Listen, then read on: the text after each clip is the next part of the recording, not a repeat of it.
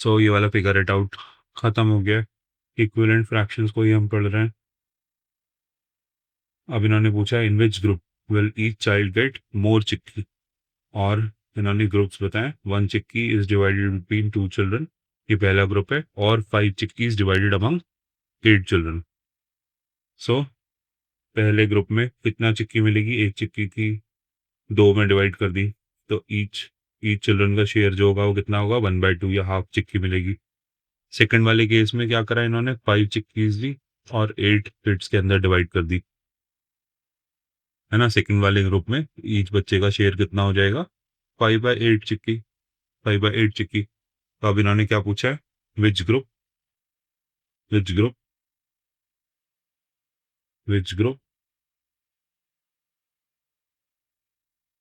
Will each child get more chikki, कौन से group में ज्यादा चिक्की आएगी। तो अब हमें क्या मालूम करना चाहिए, हमें क्या मालूम करने की जरूरत है यहाँ पे इसमें, कि 1/2 इज ग्रेटर देन 5/8, या फिर 1/2 इज स्मॉलर देन 5/8 इज, ये आपको मालूम करना है कि इन दोनों में से कौन सा फ्रैक्शन बड़ा है, ये यही पूछ रहे हैं। कौन से वाले ग्रुप को ज्यादा चिक्की मिल रही है, पहले वाले ग्रुप को जहां एक चिक्की 2 में डिवाइड हो रही है, दूसरे वाले ग्रुप में जहां 5 चिक्की 8 में डिवाइड हो रही है। तो आप इन दो फ्रैक्शंस को कंपेयर करने के लिए पहले इनको सिंपलेस्ट फॉर्म में कन्वर्ट कर लो। 1/2 सिंपलेस्ट फॉर्म है फर्स्ट वाले ग्रुप की, और 5/8 भी सिंपलेस्ट फॉर्म है। आई थिंक इससे ज्यादा ये डिवाइड नहीं हो सकते, इसके अंदर कोई कॉमन फैक्टर नहीं है। अब 1/2 और 5/8 को कंपेयर करने के लिए क्या कर सकते हो, आप कि दोनों फ्रैक्शंस को सेम यूनिट फ्रैक्शंस में कन्वर्ट करने की कोशिश करो, सेम यूनिट फ्रैक्शंस में कन्वर्ट करने की कोशिश करो। या तो फिर आप ऐसे भी कर सकते हो कि 1/2, क्योंकि 1/2 से 5/8 तक जाने के लिए 1/2 के मल्टीपल्स लिखो, 1/2, 2/4, 3/6, 4/8। तो ये सारे इक्विवेलेंट फ्रैक्शंस ही हैं 1/2 के। तो 1/2 लिखें या 4/8 लिखें तो बराबर बात हो जाएगी। तो अब हम, क्या तुम बता सकते हो 4/8 जो 1/2 का इक्विवेलेंट फ्रैक्शन है वो बड़ा है कि 5/8 बड़ा है। उसमें 5/8 बड़ा है, ये वाला तो बड़ा होगा, ये बड़ा है, ये क्लियरली नजर आ रहा है ना। अगर ये समझने में परेशानी हो रही है तो 4/8 का यूनिट फ्रैक्शन क्या है, 1/8। 1/8 के कितने हिस्से मिल रहे हैं पहले वाले केस में, 4 हिस्से मिल रहे हैं। 5/8 का यूनिट फ्रैक्शन क्या है, 1/8, बट कितने हिस्से मिल रहा है हर बंदे को, 5 हिस्से मिल रहे हैं। ठीक है, तो सेकंड वाले केस में ज्यादा ज्यादा मिल रहा है ना। सेकंड वाले केस में each children is getting 5 units of 1/8. In the first case, each children is getting only 4 units of 1/8.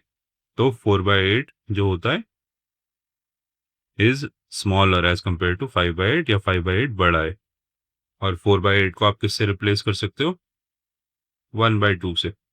1/2 और 4/8 सेम ही फ्रैक्शन है, तो ये आपकी इक्वेशन ऐसे कन्वर्ट हो जाएगी। So 5/8 is bigger as compare to 1/2। ठीक है, ये मैथमेटिकली हमने देख करके देखा है। सो देखो, ये बोल भी ये रहे होंगे मुक्ता। मुक्ता ने बोला so we must compare 1/2 and 5/8 which is more. तो शबनम उसकी फ्रेंड ने बोला well we have to see that 1/2 is equal to 4/8 and clearly 4/8 is smaller than 5/8। So इन्होंने भी यही कन्वर्ट कर दिया, 1/2 को इक्विवेलेंट फ्रैक्शन 4/8 में कन्वर्ट कर दिया। आगे फिर लिखा है so the children for whom 5 chickies is divided equally among 8 will get more than those children for whom 1 chicky is divided equally among 2। उन्होंने यही वाली बात बोली है, so the children of the second group will get more chikki. उस तरह से आप दो किसी भी दो फ्रैक्शंस को आप कंपेयर कर सकते हैं, प्रोवाइडेड वो दोनों फ्रैक्शंस के डिनोमिनेटर सेम हो। अगर उन दोनों फ्रैक्शंस के डिनोमिनेटर सेम होंगे तो उसका मतलब उसके फ्रैक्शनल यूनिट्स भी सेम होंगे। आगे बढ़ते हैं, देखो समझ में आने लगेगा, आगे पढ़ेंगे तो और समझ में आएगा। अब आगे कन्वर्सेशन चल रही है, what about the following groups. उन्होंने नए ग्रुप्स बना के अब आपसे पूछा, in which group will each child get more. और ग्रुप है 1 chikki is divided between 2 children और 4 chikki is divided among 7 children. ठीक है, तो उन्होंने ये पूछा है कि कौन सा बड़ा है, 1/2 या फिर 4/7। पहले वाले ग्रुप में एक चिक्की थी, 2 लोगों में डिवाइड हो रही थी, दूसरे वाले ग्रुप में 4 चिक्की थी और वो 7 में डिवाइड हो रही थी। ठीक है, तो अगेन हम 1/2 के ही मल्टीपल्स लेते हैं, इसी के इक्विवेलेंट फ्रैक्शंस के बारे में सोचते हैं। 1/2 ऊपर नीचे दो से मल्टीप्लाई कर दोगे तो इसका इक्विवेलेंट फ्रैक्शन होगा 2/4 और फिर होगा 3/6 और फिर होगा 4/8। ठीक है, सो इसका इक्विवेलेंट फ्रैक्शन 1/2 का 4/8 हो जाएगा। दूसरे वाले का इक्विवेलेंट फ्रैक्शन है 4/7। सो अब बताओ 4/8 बड़ा है या 4/7 बड़ा है? न्यूमरेटर सेम है। हमने चैप्टर के बिल्कुल शुरू में पूछा था आपसे कि 1/8 बड़ा है या 1/7 बड़ा है। तो वहां आपको उल्टी तरह से सोचना है कि जिसका डिनोमिनेटर बड़ा है वो छोटा होता है, वो छोटा होता है ना। तो 4/8 में डिनोमिनेटर बड़ा है तो ये छोटा होता है। 4/8 जो है वो छोटा होगा एज कम्पेयर टू 4/7। ठीक है, इस फर्स्ट वाले को अगर यूनिट फ्रैक्शंस में देखोगे तो यहाँ पे 1/8 हिस्सा बन रहा है, जिसके 4 हिस्से हर बच्चे को मिल रहे हैं। सेकंड वाले केस में इसका यूनिट फ्रैक्शन 1/7 है ना, एक चीज को 7 में डिवाइड करा जा रहा है और फिर से अगेन उसके 4 हिस्से मिल रहे हैं। तो अब आपको सिर्फ ये देख के बताना है 1/8 बड़ा है कि 1/7 बड़ा है। किसी चीज को 8 हिस्सों में डिवाइड करोगे तो उसका जो इंडिविजुअल हिस्सा होगा वो छोटा होगा एज कम्पेयर टू किसी चीज को 7 हिस्सों में डिवाइड करोगे। जहाँ तुम 7 हिस्सों में डिवाइड करोगे तो वो हिस्सा बड़ा आ जाएगा। ठीक है, अगर आप इस तरह से सोच सकते हैं तो यही इन्होंने लिखा हुआ भी है आगे। बट देखो, अगर तुम्हें इसमें परेशानी हो रही है तो हम क्या करते हैं, हम क्या कर सकते हैं, इन दोनों फ्रैक्शंस के डिनोमिनेटर को सेम करने की कोशिश करते हैं, है ना। 1/2 और 4/7। पहला फ्रैक्शन था 1/2, दूसरा फ्रैक्शन था 4/7। अगर इन दोनों का डिनोमिनेटर सेम हो जाएगा तो तुम आसानी से देख पाओगे, विजुअलाइज कर पाओगे। तो ऐसा भी कर लेते हैं, ऐसा करते हैं कि अब की बार हम एक इसको, इन दोनों ही फ्रैक्शंस को एक दूसरे के डिनोमिनेटर से मल्टीप्लाई कर देते हैं। 1/2 को 4/7 का डिनोमिनेटर कितना है 7, तो 1/2 को 7 से मल्टीप्लाई कर देते हैं। अगर 1/2 को 7 से मल्टीप्लाई, देखो 1/7 और नीचे भी 2 × 7, तो ये बन जाएगा 7/14। 4/7 को दूसरे वाले के डिनोमिनेटर से मल्टीप्लाई करते हैं, दूसरे वाला क्या है 1/2, उसका डिनोमिनेटर है 2, उसको करते हैं 2 से मल्टीप्लाई, 7 × 2। 2 से मल्टीप्लाई किया ऊपर नीचे तो ऊपर बन गया 8, नीचे बन गया 14। तो क्या तुम 1/2 का इक्विवेलेंट फ्रैक्शन 7/14 और 4/7 का इक्विवेलेंट फ्रैक्शन 8/14 अब बता सकते हो कौन सा फ्रैक्शन बड़ा है? अब तो क्लियरली बता सकते हो, है ना, डिनोमिनेटर दोनों के सेम हो गए। तो 7/14 और 8/14 में से कौन सा बड़ा है? 8/14, है ना। 7/14 जो था वो इक्विवेलेंट फ्रैक्शन था 1/2 का, और 8/14 जो था वो था 4/7 का। तो तुम अब बता सकते हो।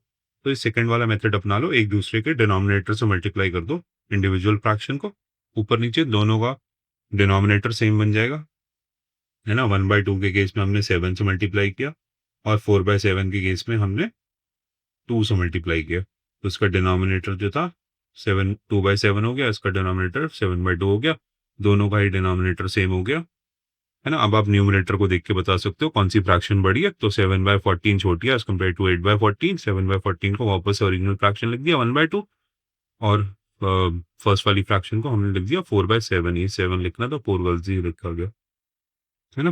तो कौन सा बड़ा है? सेकंड वाला ऑप्शन बड़ा है। ठीक है, इस तरह से भी कर सकते हो।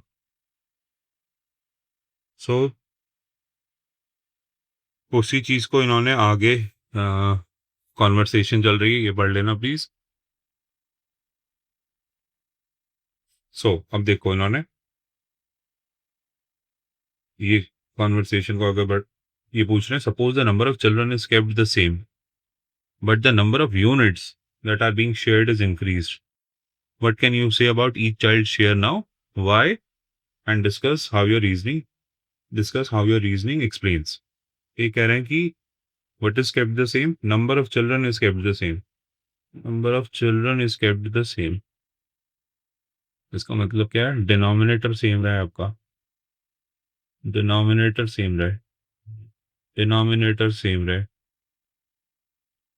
बट क्या बढ़ जाएगा, the number of units that are being shared is increase, है ना। लेट्स से कि पहले वाले केस में हम 2 केक्स को शेयर कर रहे थे, फिर अगली बार हमने 4 केक्स को शेयर किया, बट कितने बच्चों में शेयर कर रहे थे वो हमेशा सेम था।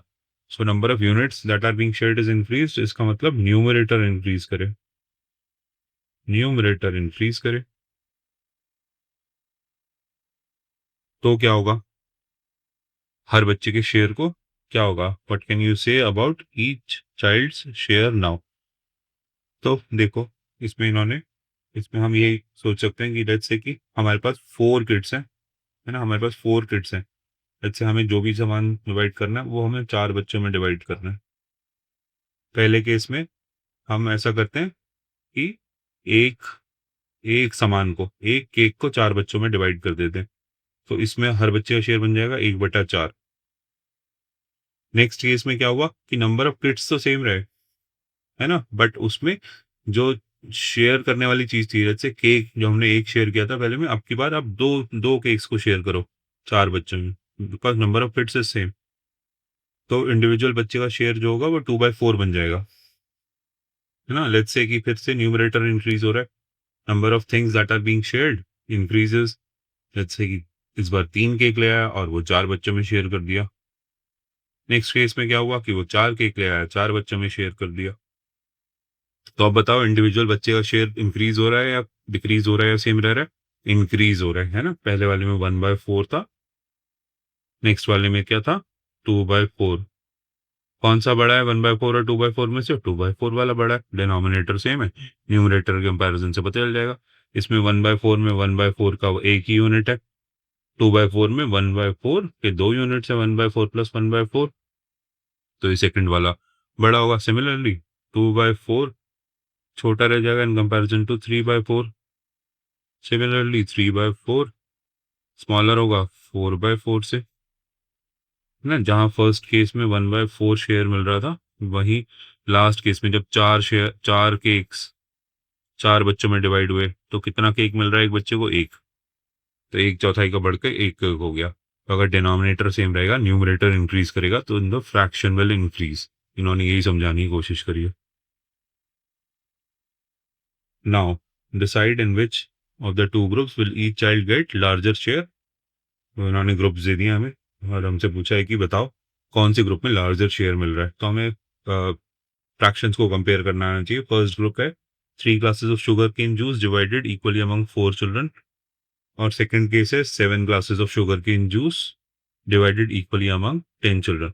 इसकी फ्रैक्शंस लिख लेते हैं। फर्स्ट वाले में हर बंदे का शेयर कितना होगा, 3 ग्लासेस ऑफ जूस है, 4 बच्चों को पिला रहे हैं, और इसमें कितने ग्लासेस ऑफ जूस है, 7 ग्लासेस ऑफ जूस है, और 10 बच्चों को पिला रहे हैं। अब ये हमसे पूछ रहे हैं कि 3/4 और 7/10 में से बताओ कौन सा ज्यादा बड़ा फ्रैक्शन है, which group gets larger share, है ना। 2 ग्रुप्स हैं एंड लार्जर शेयर ये पूछ रहे हैं, कौन से वाले ग्रुप को लार्जर शेयर मिलेगा। तो हम इन इन दो फ्रैक्शंस को 3/4 और 7/10 को कंपेयर करना है। तो इसमें सबसे अच्छा तरीका एक दूसरे के डिनोमिनेटर से मल्टीप्लाई कर दो। 3/4 को मल्टीप्लाई कर दो दूसरे वाले का डिनोमिनेटर 10 से, तो ऊपर नीचे 10 से मल्टीप्लाई कर दो,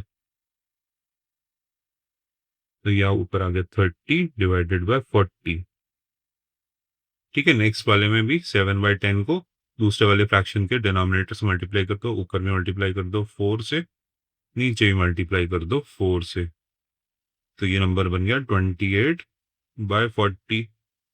दोनों के फ्रैक्शंस, दोनों के यूनिट फ्रैक्शंस, दोनों के डिनोमिनेटर सेम हो गए। तो अब कोई तुमसे पूछे कि 30/40 और 28/40 कौन सा फ्रैक्शन बड़ा है, 30/40 बड़ा है। 30/40 किसको रिप्रेजेंट कर रहा था, 3/4 को, फर्स्ट वाले ग्रुप को, और सेकंड वाला ग्रुप 28/40 किसको रिप्रेजेंट कर रहा था, सेकंड ग्रुप को, या फिर 7/10 फ्रैक्शन को। सो 3/4 इज ग्रेटर देन 7/10। सो इस वाले में फर्स्ट वाले ग्रुप को दिस वन विंस या फिर this one gets more juice. तो आई होप तुम डिफरेंट फ्रैक्शंस को कंपेयर कर पा रहे हो, है ना। उसमें एक दूसरे से कंपेयर करने के लिए आप एक दूसरे के डिनोमिनेटर से मल्टीप्लाई कर दीजिए एक फ्रैक्शन को, तो आपका डिनोमिनेटर सेम हो जाएगा। डिनोमिनेटर सेम हो जाएगा तो आपको देखने में उन फ्रैक्शंस को आसानी हो जाएगी। ये हम इक्विवेलेंट फ्रैक्शंस की वजह से ही कर पा रहे हैं। आप देखो इसमें सेकंड वाले में क्या लिखा है। सेकंड वाले में ग्रुप 1 में 4 glasses of sugar cane juice divided equally among 7 children, और ग्रुप 2 में इसमें 5 glasses of sugar cane juice divided equally among 7 children. तो फर्स्ट देखो ये सिंपल है। फर्स्ट वाले में क्या है, 4 ग्लासेस ऑफ जूस है जो 7 बच्चों ने पिया है ना। तो इंडिविजुअल शेयर आया हर बच्चे का 4/7। और सेकंड वाले में 5 ग्लासेस ऑफ जूस है जो 7 बच्चों ने पी लिया। तो अब कौन सा बड़ा है, 4/7 या 5/7? 5/7 ऑब्वियसली। तो सेकंड वाले केस में शेयर ज्यादा होगा। वैसे भी देखो बच्चे 7 ही हैं पीने वाले। पहली बार में 4 ग्लास का शुगर केन जूस आया, 4 ग्लासेस आए शुगर केन जूस के। दूसरी बार में ज्यादा शुगर केन जूस आया, उतने ही बच्चों ने पिया, 7 बच्चों ने। जब ज्यादा शुगर केन जूस आया तो इंडिविजुअल बच्चे का शेयर जो है वो भी ज्यादा हो गया, है ना। तो आप सिंपली भी रीजन आउट कर सकते हो उसमें। सो आगे करते हैं इसको। To compare the first two groups we have to find fractions equivalent to the fractions 3/4 and 7। ये हमने कर ही लिया। इन्होंने एक हिंट भी दिया है, compare fractions after equating the denominator. हमने डिनोमिनेटर को ही तो इक्वल किया दोनों फ्रैक्शंस की, तो हमने इसी तरह से सॉल्व किया। सो आगे चलते हैं। हम इक्विवेलेंट फ्रैक्शंस ही पढ़ रहे हैं। देखो अब ये पूछ रहे हैं हमसे कि find equivalent fraction for the given pair of fractions such that the fractional units are the same। ये हम पहले भी कर ही रहे हैं, फ्रैक्शनल यूनिट्स उनके सेम बना रहे हैं या डिनोमिनेटर हम सेम कर रहे हैं। सो ये हमसे कह रहे हैं कि equivalent fraction for the given pair of fractions ढूंढ के बताओ so that their unit fractions और fractional units are the same. So उसके लिए हम क्या करें, हम 7/2 और 3/5, ये जो दो फ्रैक्शन है, फर्स्ट वाली फ्रैक्शन को सेकंड वाली फ्रैक्शन के डिनोमिनेटर से मल्टीप्लाई करते हो। तो 7/2 को हम लिख सकते हैं 7 multiply by 5 divided by 2 multiplied by 5, which will be equal to 7 times 5 is 35 and 2 times 5 is 10। So first वाले फ्रैक्शन की इक्विवेलेंट फ्रैक्शन बन गई 35/10। सेकंड वाली फ्रैक्शन को क्या करें, फर्स्ट वाली फ्रैक्शन के डिनोमिनेटर से मल्टीप्लाई कर देते हैं ऊपर नीचे। फर्स्ट वाली फ्रैक्शन का डिनोमिनेटर 2 था तो इस फ्रैक्शन को 2 से मल्टीप्लाई कर देते हैं ऊपर नीचे। 3 मल्टीप्लाई बाय 2 और नीचे आ गया 3। 5 मल्टीप्लाई बाय 2, तो ये हो गया 3 multiply by 2 is 6 and 5 multiply by 2 is 10। सो हमने 7/2 का इक्विवेलेंट फ्रैक्शन ढूंढा 35/10 और 3/5 का इक्विवेलेंट फ्रैक्शन ढूंढा 6/10। इन दोनों के फ्रैक्शनल यूनिट्स जो हैं दे आर द सेम। 35/10 और 6/10 का फ्रैक्शनल यूनिट क्या है, 1/10, है ना। तो हमने इस तरह से इन दो फ्रैक्शंस को इक्विवेलेंट फ्रैक्शंस में कन्वर्ट कर दिया सच दैट उनके फ्रैक्शनल यूनिट्स बराबर हो गए। नेक्स्ट वाली फ्रैक्शन को देखते हैं। नेक्स्ट वाले में इन्होंने पूछा 8/3 एंड 5/6 को इक्विवेलेंट फ्रैक्शंस में कन्वर्ट करो such that their fractional units are same. So 8/3 और 5/6। देखो फर्स्ट फ्रैक्शन का डिनोमिनेटर है 3, दूसरे फ्रैक्शन का डिनोमिनेटर है 6। या तो उन दोनों फ्रैक्शंस को एक दूसरे के डिनोमिनेटर से मल्टीप्लाई कर लो सिंपली, या फिर आप ये भी सोच सकते हो कि 3 और 6 का कॉमन मल्टीपल क्या होगा। 3 के मल्टीपल्स क्या होते हैं, 3, 6, 9, 12। 6 के मल्टीपल क्या होते हैं, 6, 12, 18, 24। इसी तरह से मैं आगे लिख सकता हूँ। इसमें कॉमन मल्टीपल क्या दिख रहा है, 6 दिख रहा है दोनों का फर्स्ट। तो स्मॉलेस्ट कॉमन मल्टीपल या लीस्ट कॉमन मल्टीपल 6 दिख रहा है। तो आप दोनों फ्रैक्शंस को के फ्रैक्शनल यूनिट 6 भी बना सकते हो, 1/6 भी बना सकते हो, है ना। 6 तक भी ले जा सकते हो। मैं ये कह रहा हूँ कि देखो 8/3 को instead of multiplying this fraction by 6 multiply करने के बजाय तुम 8/3 को 2 से मल्टीप्लाई भी कर सकते हो। ऊपर नीचे दोनों जगह 2 से मल्टीप्लाई करोगे तो ये बन जाएगा, ऊपर बन जाएगा 8 टाइम्स 2 इज 16, नीचे बन जाएगा 6, है ना। सेकंड वाला फ्रैक्शन को ऐसे ही 5/6 लिख लो, तो 16/6 और 5/6 का जो फ्रैक्शनल यूनिट है वो सेम है 1/6। ठीक है, तो आप इस तरह से भी कन्वर्ट कर सकते हैं कि दोनों फ्रैक्शंस के डिनोमिनेटर का कॉमन मल्टीपल ढूंढ लो, जो स्मॉलेस्ट कॉमन मल्टीपल हो वहां तक लेके चले जाओ। अगर ये तरीका अच्छा नहीं लग रहा है तो वही पुराना वाला मेथड जो इससे पहले किया था, 8/3 को दूसरा वाला फ्रैक्शन है 5/6, उसका डिनोमिनेटर है 6, तो 6 से ऊपर नीचे मल्टीप्लाई कर लो, 8 × 6 और नीचे आ गया 3 × 6, तो 8 times 6 is 48 and 3 times 6 is 18।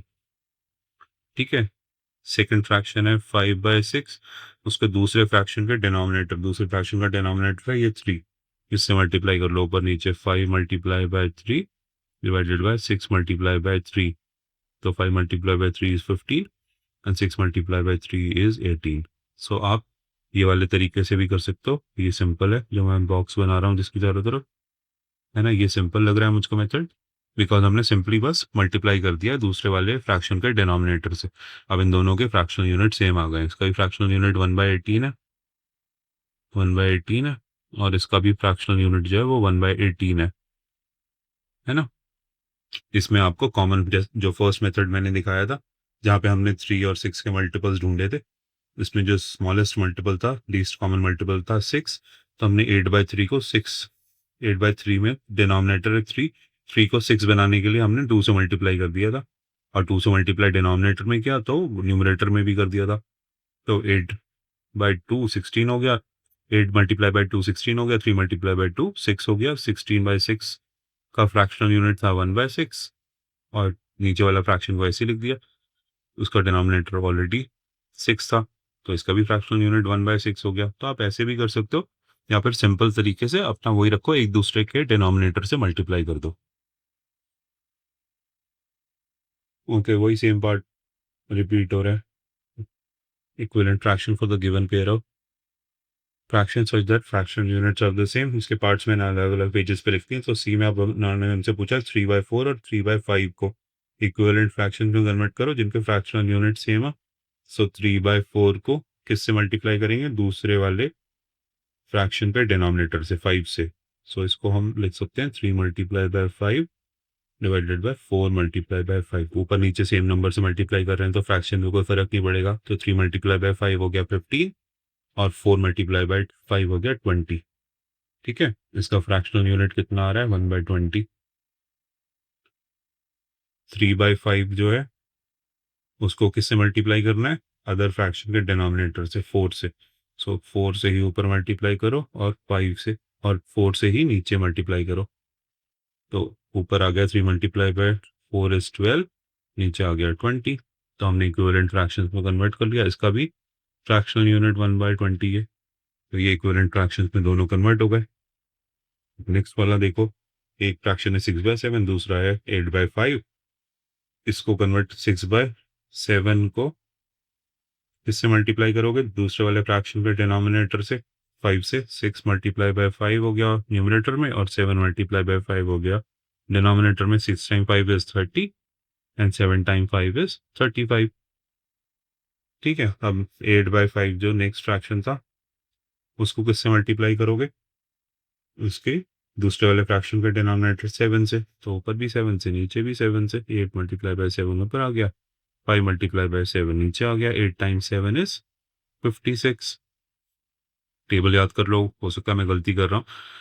And 5 times 7 is 35। क्या 30/35 और 56/35 इनका फ्रैक्शनल यूनिट सेम है? हाँ सेम है, दोनों का फ्रैक्शनल यूनिट 1/35 है। ठीक है, नाउ इसी का नेक्स्ट पार्ट है 9/4 और 5/2। एक सिमिलर तरीके से करेंगे। 9/4 को दूसरा वाला जो फ्रैक्शन था उसके डिनोमिनेटर से ऊपर नीचे मल्टीप्लाई कर लो, तो ये हो जाएगा 9 × 2 divided by 4 × 2 is equal to 18 divided by 8। ठीक है, अब दूसरा फ्रैक्शन जो है 5/2, उसको किससे मल्टीप्लाई करना है, दूसरे फ्रैक्शन के डिनोमिनेटर से, तो ये ऊपर बन गया 5 × 4, नीचे बन गया 2 मल्टीप्लाई बाय 4, सो ये हो गया 20 डिवाइडेड बाय 8। दोनों का फ्रैक्शनल यूनिट सेम है, दोनों 1/8 के फ्रैक्शनल यूनिट्स को रिप्रेजेंट कर रहे हैं। नेक्स्ट वाला देखते हैं, 1/10 एंड 2/9। तो 1/10 को दूसरे वाले नंबर के डिनोमिनेटर से मल्टीप्लाई करो ऊपर नीचे, तो ऊपर आ गया 1 मल्टीप्लाई बाय 9, नीचे आ गया 10 मल्टीप्लाई बाय 9, ऊपर बन गया 1 time 9 is 9 and 10 times 9 is 90। ठीक है, अब सेकंड वाला फ्रैक्शन है 2/9, उसको किससे मल्टीप्लाई करना है, दूसरे फ्रैक्शन के डिनोमिनेटर से। तो 2 मल्टीप्लाई बाय 10 और 9 multiply by 10, so 2 multiplied by 10 is 20 and 9 multiplied by 10 is 90, है ना। तो ये इक्विवेलेंट फ्रैक्शंस आ गए जिनके फ्रैक्शनल यूनिट्स सेम है। इस वाले का फ्रैक्शनल यूनिट भी 1/90 है और इस वाले का भी 1/90 है, दोनों का फ्रैक्शनल यूनिट 1/90 है। ठीक है, तो ये होपफुली ये मेथड समझ में आया है। नेक्स्ट पार्ट आ गया इसका 8/3 और 11/4 के हाथ करो। अच्छा, इतने सारे पार्ट दे रखे हैं आपको, प्रैक्टिस करने का मौका मिल रहा है। 8/3 दूसरे फ्रैक्शन के डिनोमिनेटर 4 से मल्टीप्लाई करो ऊपर नीचे, 8 मल्टीप्लाई बाय 4 और 3 मल्टीप्लाई बाय 4, तो 8 times 4 is 32 and 3 times 4 is 12। दूसरा फ्रैक्शन है 11/4, इसको किससे मल्टीप्लाई करोगे, इस वाले दूसरे वाले फ्रैक्शन के डिनोमिनेटर से, तो उसको 11 मल्टीप्लाई बाय 3 हो जाएगा, ऊपर नीचे हो जाएगा 4 multiply by 3 equals 33 divided by 12। दोनों का डिनोमिनेटर सेम हो गया, है ना। इस वाले इक्विवेलेंट फ्रैक्शन का भी डिनोमिनेटर 12 आ गया, इसका भी 12 आ गया, दोनों के फ्रैक्शनल यूनिट 1/12 आ गए। तो आप इन फ्रैक्शंस को कंपेयर भी कर सकते हो, बट इन्होंने हमसे सिर्फ सेम फ्रैक्शनल यूनिट्स में कन्वर्ट करने के लिए बोला है। नेक्स्ट दो जो फ्रैक्शंस हैं वो है 13/6 और 1/9। सो पहली वाली फ्रैक्शन को क्या करें, दूसरे वाले फ्रैक्शन को के डिनोमिनेटर से मल्टीप्लाई करो ऊपर नीचे, 9 6 मल्टीप्लाई बाय 9। 13 टाइम्स 9 कितना होता है, कौन बताएगा। 13 मल्टीप्लाई बाय 10 कितना होता है, 130। 130 में से 13 को माइनस कर लो तो 117 हो जाएगा, 117 हो जाएगा, है ना। Divided by 6 time 9 is 6 times 9 is 54। तो ये फर्स्ट वाला फ्रैक्शन का इक्विवेलेंट फ्रैक्शन बन गया 117 डिवाइडेड बाय 54। अब सेकंड वाला फ्रैक्शन ले लो 1/9 और इसको फर्स्ट वाले फ्रैक्शन के डिनोमिनेटर से मल्टीप्लाई कर दो ऊपर नीचे, तो ऊपर आ गया 1/6, नीचे आ गया 9 मल्टीप्लाई बाय 6, तो ऊपर आ गया 6, नीचे आ गया 54। ठीक है, तो हमने सेम फ्रैक्शनल यूनिट्स तक कन्वर्ट कर दिया, इक्विवेलेंट फ्रैक्शंस बना दिए।